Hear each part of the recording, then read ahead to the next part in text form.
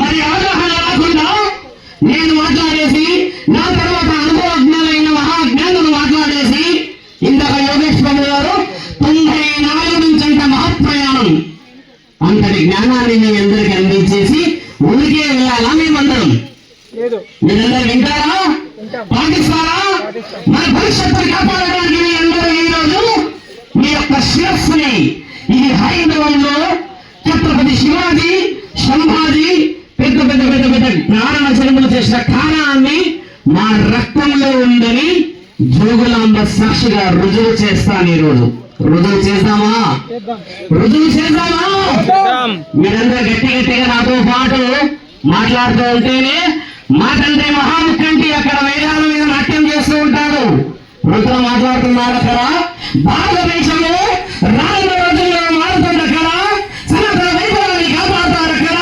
ఇకపై నేను కళ్ళు తెరిచి చూస్తాను నా భారతదేశము, నా ఆడపిల్లలు, నా యొక్క హైందవత్వం ఎంత గొప్పదో అని నా తండ్రి నా బసయ్య వైభేలకు వేదాల మీద విలయ తాండవం చేయాలా వద్దా?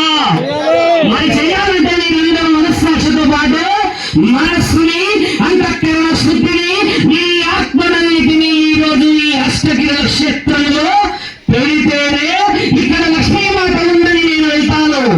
లేదంటే ఇక్కడ అమ్మవారు లేదు, మీరందరూ మారదు, మన దేశం మారదు, ఆడపిల్లలని కాపాడేవాడు ఎవడు లేడు అంటూ మరో జన్మనన్న నన్ను నా సనాతనాన్ని కాపాడండి, కాపాడే విధంగా నా యొక్క దేహాన్ని మలసండి, నా తల్లి గర్భంలో నాకు ధైర్యాన్ని అవపోసే విధముగా మళ్ళీ నా మానవ జన్మ నాకు ఇవ్వండి అని తలదించుకొని వెళ్తాను. అలా వెళ్ళమంటారా? అలా వెళ్ళమంటారా? మరి ఆడపిల్లలపై జరుగుతున్న అరైక్యాలను ఎందుకు లేదు? సనాతన ధర్మం గురించి సమాధానంతో ఉంటే చుట్టూ 150 మంది ఎందుకు రాలేరు? జడ్చర్ల ప్రాంతంలో నిన్న భారీ బహిరంగ ర్యాలీ జరిగింది. ఎంతమంది వచ్చారు? డీజే సౌండ్ తో చాలా మంది తన్మయంగా ఆడుతూ పోతూ ఉన్నారు. చాలా ఆనందం వేసింది కదా, ఆనందం వేసింది కదా. మరి సభకి ఎందుకు